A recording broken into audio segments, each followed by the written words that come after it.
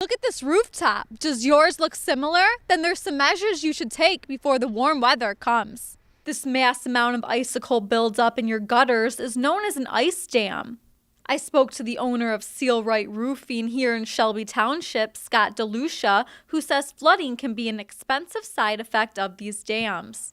A lot of times an ice dam occurs because you have an issue, either a loss of heat by not having enough insulation in the attic or not having the correct ventilation system, which causes that heat to sit in the attic, melt the snow runs down, and then once it hits that overhang, it freezes, and especially near the gutter areas. And then that constant thawing and refreezing creates an ice dam, and eventually that water has nowhere to go.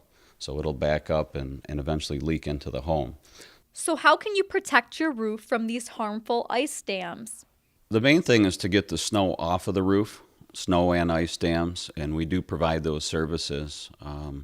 As a homeowner, what you might want to do is pull the snow off the bottom, say 4 to 6 feet of the roof, and that way when that melts, that won't hit an ice dam. That ice dam won't be there to begin with.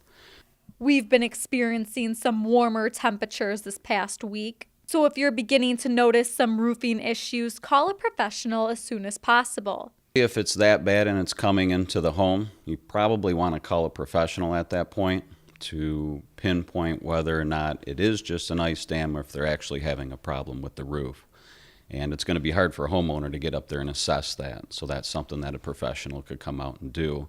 Then if there is an issue, we could, provide that service of at least removing the ice dam or at least temporarily solving that issue, and then come back and look at it and see if maybe the roof needs to be addressed come springtime.